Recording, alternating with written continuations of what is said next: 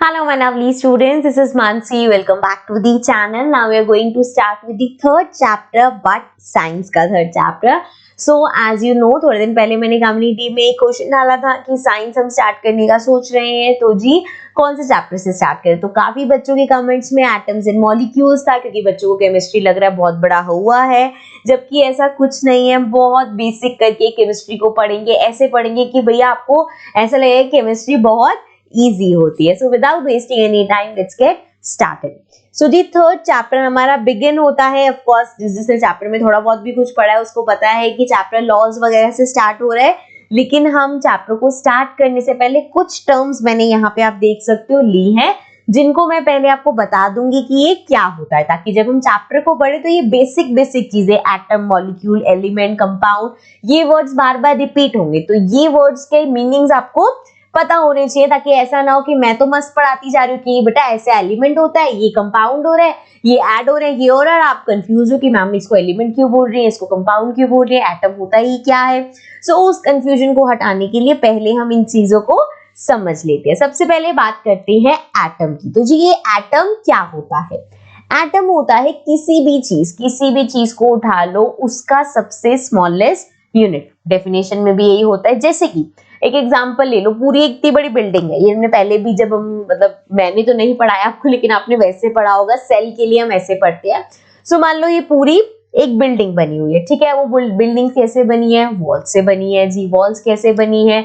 BRICS से बनी है। ब्रिक्स कैसे बनी है? सैंड से बनी है। वो सैंड का ले लो एक छोटा सा पार्टिकल जिसको आप फर्दर डिवाइड नहीं कर रहे, तो वो हो गया हमारा एटम।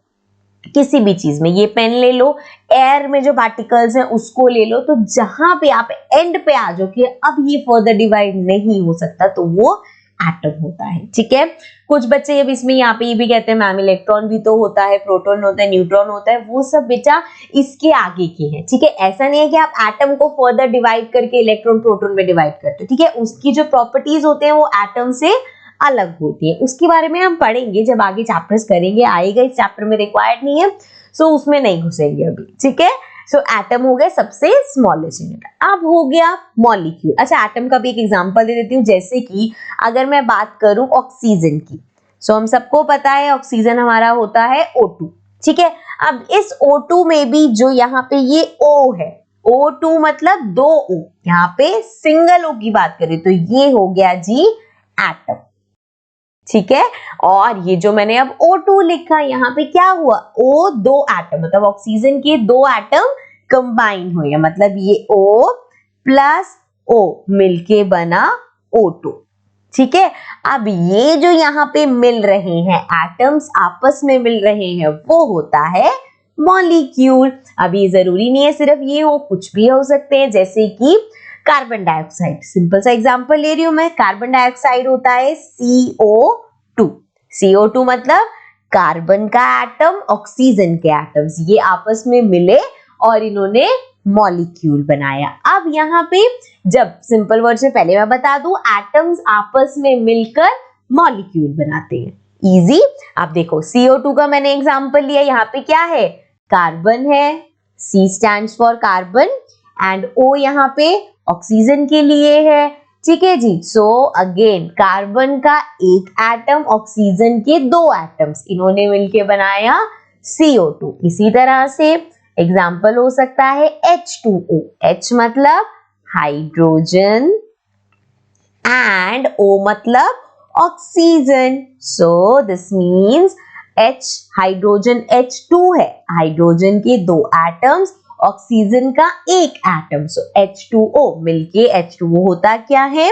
वाटर। अगर कोई बच्चा ऐसा है जिसको ये सब भी नहीं पता कि यार H2O वाटर होता है, मैं बहुत नया हूं, मैंने लास्ट ईयर तक अच्छे से नहीं पढ़ा था साइंस, ऑक्सीजन O ऑक्सीजन है, H हाइड्रोजन है, C कार्बन है, इसमें भी कंफ्यूजन है, तो प्लीज डोंट वरी, ऐसा मत सोचना कि मुझे तो ये भी नहीं पता। धीरे धीरे चैप्टर को हम इतना सिंपल ब्रेक करके करेंगे कि आपको ये चीजें भी याद हो जाएंगी। So just don't be worried, because अगर आप वरी करोगे कि ये बहुत मुश्किल है तो नहीं समझ आएगा। जितना इजीली लोगे बहुत सिंपल है, ठीक है। सो हाँ, तो यहाँ पे बात हो गई एटम की सबसे स्मॉलेस्ट यूनिट। मॉलिक्यूल हो गया एटम्स आपस में मिलके मॉलिक्यूल बना रहे हैं, ठीक है।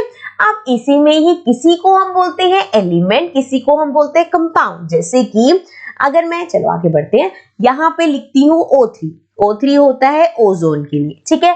सो इसको मैं बोलूंगी कि ये एक एलिमेंट है, ठीक है।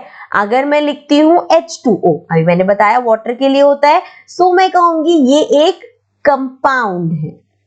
अब ये डिफरेंस क्या है कि एक को मैं एलिमेंट बोल रही हूँ, एक को मैं कंपाउंड बोल रही हूँ। ये डिफरेंस ये है कि जब एटम्स आपस में मिल रहे हैं, जैसे यहाँ पे ऑक्सीजन के 3 एटम्स है, लेकिन ये ओजोन कैसे बना, ऑक्सीजन की सेम उसके एटम मिले हैं। लेकिन जब मैं H2O की बात कर रही हूँ तो यहाँ पे हाइड्रोजन भी आ गया, ऑक्सीजन भी आ गया। सो यहाँ पे क्या हुआ, दो हाइड्रोजन के एटम्स और ऑक्सीजन के एटम्स, दो एटम्स अलग अलग तरह के मिले हैं तो कंपाउंड, एक ही एटम, एक ही तरह के एटम मिल रहे हैं तो वो एलिमेंट। जैसे कि अब अगर मैं एग्जांपल दूं CO2, कार्बन डाइ, अभी मैं वो ले रही हूँ एग्जांपल यहाँ पे जो बहुत इजी हो, ठीक है, ज्यादा आपको कंफ्यूज नहीं करना चाह रही मैं। सो CO2 कार्बन डाइऑक्साइड, ये तो बहुत छोटी क्लासेस से पढ़ते आ रहे हैं। सो जी अभी कार्बन डाइऑक्साइड एलिमेंट होगा या कंपाउंड होगा, कंपाउंड होगा। क्यों कंपाउंड होगा, क्योंकि यहाँ पे ऑक्सीजन और कार्बन दो चीजें हैं, ये हो गया कार्बन, ये हो गया ऑक्सीजन, मतलब कार्बन के एटम्स और ऑक्सीजन के एटम्स ने मिलके बनाई, तो दो अलग तरह के एटम्स मिले हैं तो वो कंपाउंड। एक ही तरह का एटम मिलके बना रहे हैं तो वो, जैसे S8 है, सल्फर के लेते हैं, अभी एक्स्ट्रा ले लिया मैंने, तो यहाँ पे लेकिन एलिमेंट ही कहलाएगा क्योंकि सल्फर के 8 एटम्स ने ज्वाइन करके S8 बनाया है। ठीक है जी, समझ में आ गया ये। आगे बढ़ते, तो एटम हो गया, मॉलिक्यूल हो गया, एलिमेंट हो गया, कंपाउंड हो गया, ठीक है।